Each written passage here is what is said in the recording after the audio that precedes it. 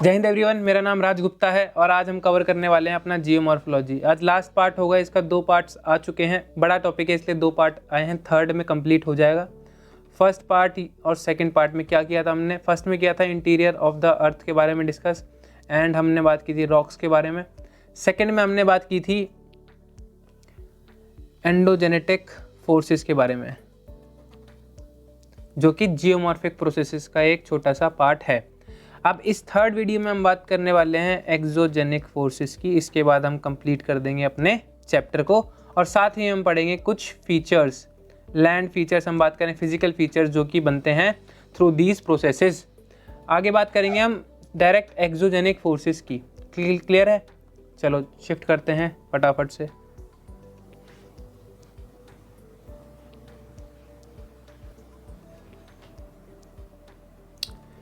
Erosion, तो exogenic forces के अंदर आता है हमारा सबसे पहले पोर्शन आता है इरोजन।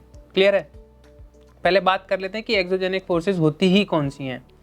ठीक है, तो एक्सोजेनिक फोर्सेस होती हैं जो कि बेसिकली जिनका जो सोर्स होता है वो सन होता है। फाइनल जो सोर्स होता है वो सन होता है।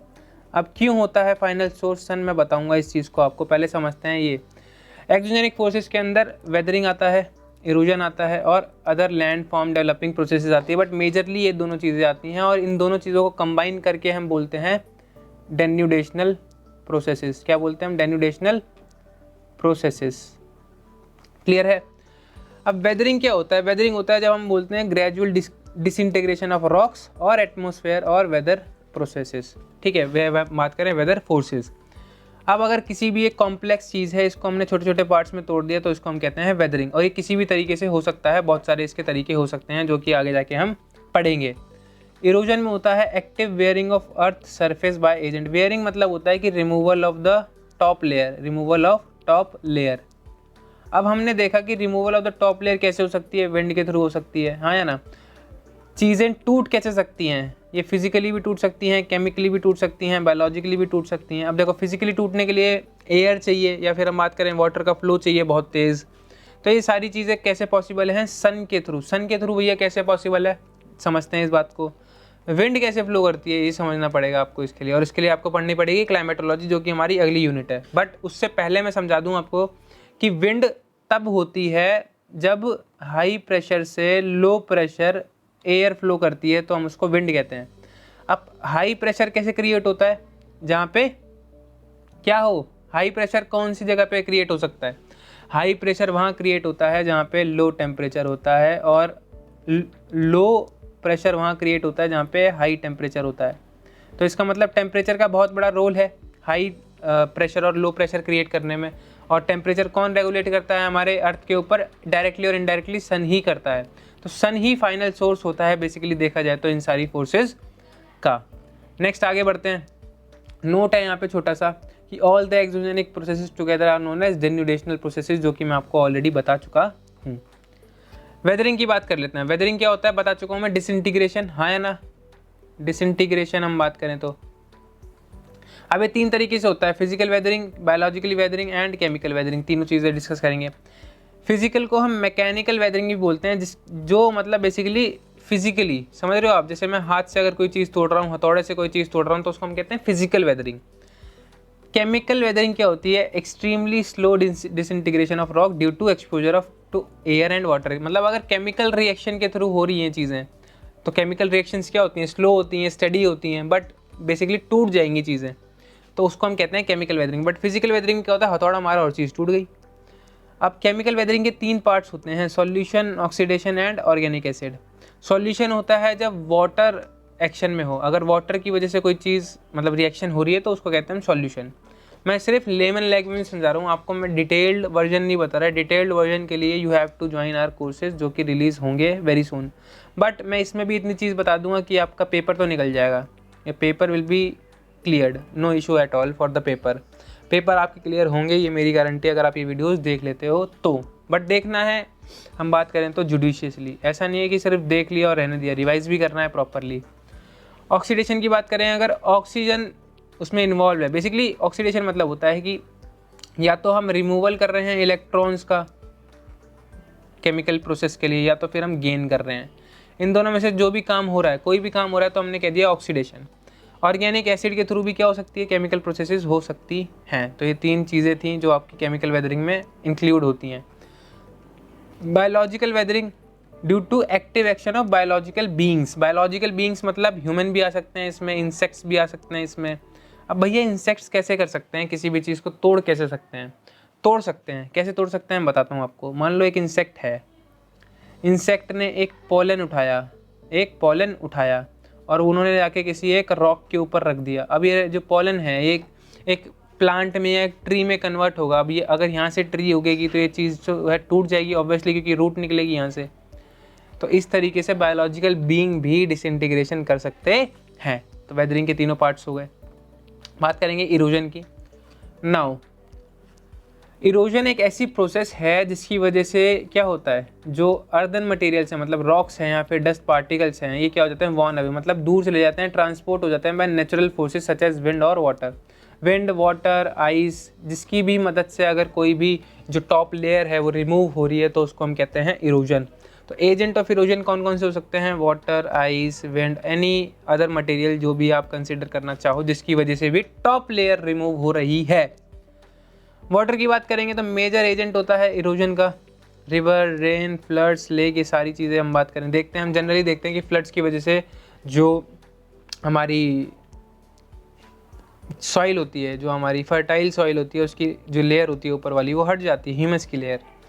वैली इरोजन, कोस्टल इरोजन, ये सारी किसकी वजह से होती हैं, वाटर की वजह से होती है। आइस की अगर हम बात करेंगे तो glacier, moving ice, basically moving ice को हम ग्लेशियर बोल देते हैं। ये इरोड करता है सरफेस ऑफ द अर्थ को। हम आगे पढ़ेंगे भी कि जो ग्लेशियल लैंडफॉर्म्स बनते हैं, ग्लेशियल लैंडफॉर्म्स वो किसकी वजह से बनते हैं, आइस की मूवमेंट की वजह से। मोरेन्स वगैरह आपने सुना भी होगा, ज़्यादा डिटेल में मत जाना, मैं बताऊँगा आगे। विंड की बात करते हैं तो एओलियन प्रोसेसेस को हम कहते हैं जो विंड की वजह से होती हैं। ये सारी चीज़ें जो है रिमूव कर देती है, ऊपर की टॉप लेयर को रिमूव कर देती है। Constantly transport dust, sand and ash from one place to another. Next आगे बढ़ते हैं। कौन कौन से फैक्टर्स हैं जो इरोजन को कंट्रोल करते हैं या इम्पैक्ट करते हैं basically. Climate most impactful, wind and air. Basically climate change होगा तो टेम्परेचर चेंज होगा, टेम्परेचर चेंज होगा तो high pressure to low pressure change होगा, एयर की जो है विंड चेंज हो जाएगी, जो भी है डायरेक्शन चेंज हो जाएगा, सब कुछ चेंज हो जाएगा। इन शॉर्ट बारिश भी उस हिसाब से होगी क्लाइमेट के हिसाब से। तो सारी चीज़ें डिपेंड करती हैं क्लाइमेट पे। टोपोग्राफी, टोपोग्राफी होती है किसी भी जगह का जो फीचर है वो क्या है, ठीक है। जैसे हम बोलते हैं कि रफ टोपोग्राफी है या हम बात करें प्लेन टोपोग्राफी है, इस तरीके के हम वर्ड यूज़ करते हैं उस जगह पे। तो फ्लड प्लेन्स मोर प्रोन होते हैं इरोजन के लिए, क्योंकि वहाँ पे फ्लड आ रहा है ऑब्वियसली, कि पानी की जो बहाव है तेज़ है तो ऊपर की लेयर ले जाएगा अपने साथ। क्लियर है। Soft rock more prone and vice versa. जो सॉफ्ट रॉक होते हैं वो जल्दी से इरोड जाते हैं, सॉफ्ट रॉक जल्दी इरोड होते हैं। और हार्ड रॉक जो होते हैं, हार्ड रॉक मतलब मेटामॉर्फिक रॉक, मेटामॉर्फिक रॉक, ये जल्दी से इरोड नहीं होते। इसलिए आपने देखा होगा जो इंडिया का पेनिनसुलर पोर्शन है ये वाला, ये मेटामॉर्फिक रॉक का बना हुआ है, तो यहाँ पे इरोजन की इतनी ज़्यादा शिकायत नहीं आती। तो ये एरिया इरोजन से प्रोन नहीं है, यहाँ पे इजीली नहीं हो सकता वो काम, क्योंकि वहाँ पे रॉक कुछ इस प्रकार के हैं। वेजिटेशन की बात कर लेते हैं तो वेजिटेशन स्लो कर देता है इरोजन को। कैसे स्लो कर देता है, हमने कई बार पढ़ा भी है कि अगर हम पेड़ लगाएंगे तो क्या होगा, जो सॉइल इरोजन है वो कम हो जाएगा। हम ये पढ़ते हैं हमेशा, पेड़ लगाने से सॉइल इरोजन कम हो जाता है। कैसे हो जाता है अगर आपको नहीं पता है तो मैं समझा देता हूँ। मान लो यहाँ पे एक पेड़ लगा हुआ है, क्लियर है, यहाँ पे पेड़ लगा हुआ है, यहाँ पे क्या है, इसकी रूट्स हैं। अब रूट्स क्या करेंगी, यहाँ के आसपास की सॉइल को पकड़ के रखेंगी, बिल्कुल जकड़ के रखेंगी। तो यहाँ पे कुछ भी आ जाए, हवा आ जाए, पानी आ जाए, लेकिन जब तक ये पेड़ नहीं उखड़ेगा ये मिट्टी कहीं नहीं जाएगी। तो इस तरीके से वेजिटेशन अगर है किसी जगह पे तो वो स्लो कर देती हैं इरोजन को। तो इसका मतलब क्या है कि डेजर्ट्स में वेजिटेशन नहीं होती तो इरोजन में मोस्ट प्रोन होते हैं। Tectonic activity can also impact erosion. Tectonic uplift क्या करता है, cause the Colorado river to cut deeper and deeper into the Colorado plateau. तो बेसिकली टेक्टोनिक एक्टिविटी भी के ऊपर भी डिपेंड करती हैं इरोजन वाली चीज़ें। नेक्स्ट बात करें लैंड फॉर्म्स की। अब लैंड फॉर्म्स मतलब वही जो मैं बता रहा था, फिजिकल फीचर्स। अब जब ये सारी चीज़ें, वाटर हो गई, एयर हो गया, आइस हो गया, ठीक है, ये सारी चीज़ें जब सरफेस के ऊपर काम करती हैं तो इस सरफेस के फीचर को, मतलब सरफेस का जो दिखने का स्ट्रक्चर है उसको चेंज कर देती हैं, जिसकी वजह से अलग अलग जो फिजिकल फीचर्स हैं वो बनते हैं, बेसिकली लैंड फॉर्म्स बनते हैं। तो देखेंगे हम कि रनिंग वाटर से या रनिंग रिवर से कौन कौन से फीचर्स बनते हैं। ये आपके जो हैं मोस्ट वैल्यूएबल क्वेश्चंस हो सकते हैं। हम बात करें मोस्ट प्रोबेबल क्वेश्चन हो सकते हैं पेपर में आने वाले। यंग रिवर्स, यंग रिवर्स क्या क्या बनाते हैं? तो यंग रिवर्स बनाते हैं gorges and canyons. River capture का एक जो प्रोसेस होता है वो यंग रिवर्स के फेस में होता है। रैपिड एंड कैटरैक्ट्स बनते हैं, वाटरफॉल्स बनते हैं यंग रिवर में। देखो बेसिकली होता क्या है, हमारे एक बहुत ही बड़े साइंटिस्ट थे, हम बात करते हैं, कुछ भी कह सकते हो आप उन्हें, WM Davis, Walter Morris Davis. तो इन्होंने क्या किया था, इन्होंने बताया था कि जो रिवर है उसके 3 फेजेस होते हैं, यंग रिवर, मैच्योर रिवर और ओल्ड रिवर। मतलब इनके जो लाइफ, जैसे हमारे लाइफ में क्या होता है, सबसे पहले चाइल्डहुड होता है, फिर एडोलसेंट आते हैं, फिर टीनेजर बनते हैं, फिर जाके मैं थोड़े से यंग होते हैं, मतलब वो 30s वाली एज आती है, फिर ओल्ड हो जाते हैं जाके। तो रिवर्स की भी 3 क्लासिफिकेशन कर रखी है, यंग रिवर मैच्योर स्टेज में आती है, फिर ओल्ड स्टेज में आती है। अब हर जगह इसका काम अलग अलग है रिवर का। यंग रिवर जो होती है वो कटिंग का काम करती है। किसका काम करती है? कटिंग का और डीपनिंग का, कटिंग एंड डीपनिंग का काम करती है। क्लियर है? ओके जी सर, आगे बताइए। अब जब कटिंग और डीपनिंग होती है तो गॉर्जेस और कैनियंस बनते हैं। गॉर्जेस होती है यू शेप्ड वैली और एक होती है इनमें से वी शेप्ड वैली। दोनों में से कौन सी क्या होती है आप मुझे बताओगे। क्लियर है? रिवर कैप्चर क्या होता है, मान लो एक रिवर है, अब ये मूव कर रही है, अब यहाँ से दूसरी रिवर मूव कर रही है, तो क्या होगा, ये जो बड़ी रिवर है ये इसको, छोटी वाली रिवर को कैप्चर कर लेगी और सिंगल फ्लो करेगी। ये हम देखते हैं किसमें, हिमालयन रिवर में सबसे ज़्यादा हम चीज़ें देखते हैं कि रिवर कैप्चर हो रही है। रैपिड और कैटरैक्ट्स बनते हैं और वाटरफॉल्स बनते हैं यंग रिवर में। क्लियर है? याद हो जाएगा। ओके, मैच्योर स्टेज में चलते हैं। मैच्योर स्टेज होती है ये वाली, यहाँ पे देखो आप, मिएंडरिंग हो रही है। मिएंडरिंग मतलब कर्व्स देख रहे हो इतने बड़े बड़े, एक कर्व्स बनते हैं हमारे मैच्योर स्टेज में, क्योंकि यहाँ पे क्या हो रहा है, वाइडनिंग का काम हो रहा है। किसका काम हो रहा है? वाइडनिंग का। हमने यंग एज में देखा था क्या हो रहा था, कटिंग का और डीपनिंग का, और मैच्योर स्टेज में क्या हो रहा था, वाइडन हो रहा था, मतलब रिवर जो है वो चौड़ी हो रही थी। आप कभी भी देखोगे तो हिमालयाज में क्या होती है, जो रिवर की विड्थ होती है वो कम होती है, बट उनकी जो डीप डेप्थ होती है वो ज़्यादा होती है as compared to the mature stage. यहाँ पे वाइड ज़्यादा होती है और उनकी डीप कम होती है, मतलब डेप्थ कम होती है। तो इसलिए यहाँ पे मिएंडरिंग ज़्यादा होती है क्योंकि वो फैलने की कोशिश कर रहे हैं। और फ्लड प्लेन्स होते हैं यहाँ पे, जैसे कि नॉर्थ इंडियन प्लेन क्या है, एक फ्लड प्लेन है, डिपोजिशन से बना है। लेवीज मतलब क्या होता है, मान लो यहाँ पे मतलब यहाँ मुड़ने के टाइम पे यहाँ पे क्या होता है, जो सॉइल है वो इकट्ठी हो जाती है, तो इसको बोलते हैं लेवीज। क्या बोलते हैं? लेवीज। तो ये मैच्योर स्टेज के सारे ही लैंडफॉर्म्स हैं। ओल्ड स्टेज में आएंगे तो ओल्ड स्टेज में 3 चीज़ें बनती हैं, ऑक्सबो लेक बनता है, डेल्टाज बनते हैं, एस्चुरीज बनती हैं। ऑक्सबो लेक की बात करें तो क्या होता है, एक टाइम पे जब, मिटाना पड़ेगा मेरे को सारा, to make a diagram to show you कि क्या होता है ऑक्सबो लेक। अब देखो, मान लो ये रिवर मिएंडर कर रही है यंग एज में, ठीक है। अब होगा क्या, एक टाइम के बाद ये और ज़्यादा मिएंडर करने लग जाएगी, तो क्या होगा कि जो ये वाला है ऐसे कटिंग हो जाएगा और यहाँ से फ्लो करने लग जाएगी फिर। तो जो ये पोर्शन है ये कट होके कुछ इस तरीके से बन जाएगा, हाँ या ना। तो इस अलग से पोर्शन को हम कहते हैं ऑक्सबो लेक। डेल्टास क्या होते हैं? डेल्टास बनते हैं डिपोजिशन की वजह से। क्या बनते हैं? डिपोजिशन की वजह से। लास्ट वाला जो चीज़ दिख रही है आपको, ये क्या है? डेल्टा है, जिसमें से रिवर जो है वो बहुत सारी अपनी डिस्ट्रीब्यूटरीज में टूट रही है। आपको पता होगा मेरे हिसाब से, what is the difference between tributary and distributary.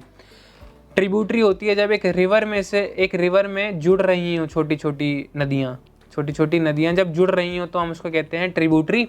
अगर ये फ्लो है, इस तरफ फ्लो हो रही है, तो अगर लेफ्ट साइड से जुड़ रही है तो लेफ्ट बैंक, राइट से जुड़ रही है तो राइट बैंक ट्रिब्यूटरी।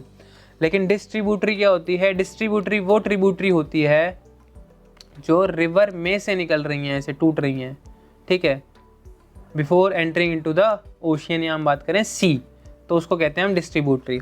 तो जब ऐसे हो जाता है ये बहुत बड़ा एक एरिया बन जाएगा जिसको हम कह देंगे डेल्टा। और ऊपर से इसे हम देखते हैं तो क्या बनता है, ये ट्रायंगुलर शेप में लगता है। सबसे बड़ा डेल्टा वर्ल्ड का कौन सा है? Sundarban delta, which is present in India and Bangladesh, Sundarban delta. Estuaries भी क्या बनती हैं? लास्ट स्टेज में बनती है। The difference between deltas and estuary will be covered in climatology, या फिर अभी करा दूँ? चलो अभी कर लेते हैं। मान लो कि ये हमारा क्या है, इंडिया है। अब ये है हमारा अरेबियन या बे ऑफ बंगाल, अरेबियन है या बे ऑफ बंगाल है, फटाफट बताओ। ये हमारा बे ऑफ बंगाल और ये है हमारा अरेबियन सी। होता क्या है, जो भी ईस्ट फ्लोइंग रिवर्स होती हैं वो यहाँ पे जाके क्या बनाती हैं, डेल्टास बनाती हैं। बहुत सारे रीजंस हैं इसके, रीजंस मैं अभी बताना नहीं चाहूँगा क्योंकि जब मेन चीज़ मैं कवर करूँगा ये तब बताऊँगा कि होता क्या है। और जो भी वेस्ट फ्लोइंग रिवर्स होती हैं, फॉर एग्जांपल नर्मदा, तापी, ये सारी रिवर्स जो हैं वो क्या बनाती हैं, क्या बनाती हैं ये बनाती हैं estuaries. What is the difference? Basically difference में क्या होता है कि हमें ऐसा लगता है कि लैंड, देखो डेल्टास के टाइम पे लगता है कि लैंड एंटर कर रहा है सी के अंदर, और एस्चुरी के टाइम पे लगता है कि सी एंटर कर रही है लैंड के अंदर। थोड़ा सा डिफरेंस है, ज़्यादा बड़ा डिफरेंस है नहीं, बट इतना याद रखना कि जो डेल्टाज होते हैं वो हमेशा ईस्ट फ्लोइंग रिवर्स बनाती हैं और जो एस्चुरीज होती हैं वो हमेशा वेस्ट फ्लोइंग रिवर्स बनाती हैं। अगर मैं इन्हें डिटेल में पढ़ाने जाऊँ तो मुझे आधा घंटा सिर्फ इन दोनों चीज़ों के लिए चाहिए। If you want a holistic video on the features only, physical features या physical landforms, तो you can tell me in the comment box, I will make a one, no issues at all. Next बात करेंगे landforms created by glaciers. Glaciers के द्वारा कौन कौन से landforms बनाए जाते हैं। ओके, तो ग्लेशियर्स के द्वारा कौन से लैंडफॉर्म बनाए जाते हैं ये हम बात करेंगे। सर्क, देखो बेसिकली यहाँ से समझ लेते हैं, हमें पढ़ने की जरूरत है नहीं ज़्यादा। देखो सर्क, देखो एरीट पढ़ते हैं पहले, सबसे पहले एरीट से समझ में आ जाएगा आपको।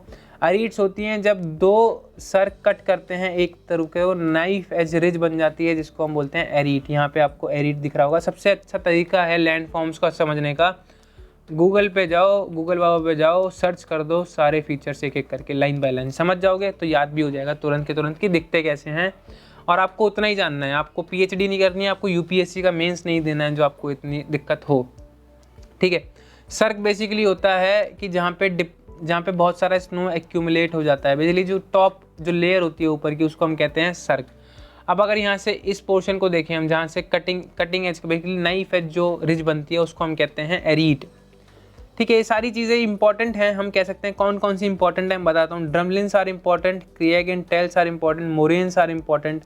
मोरेन्स आर नथिंग बट ये डेब्रिस होता है जो कि मान लो अगेन अभी ये मान लो एक यहाँ पे जगह नहीं है, मान लो ये लैंड है, अब यहाँ पे बहुत सारा एक बड़ा सा ग्लेशियर टूट के आ रहा है, तो क्या करेगा ये पूरे जो नीचे का एरिया है इसको क्या करेगा, बेसिकली छोटे छोटे टुकड़ों में तोड़ देगा। अब कुछ जो है यहाँ पे इकट्ठा हो जाएगा, कुछ यहाँ पे इकट्ठा हो जाएगा, कुछ यहाँ पे इकट्ठा हो जाएगा।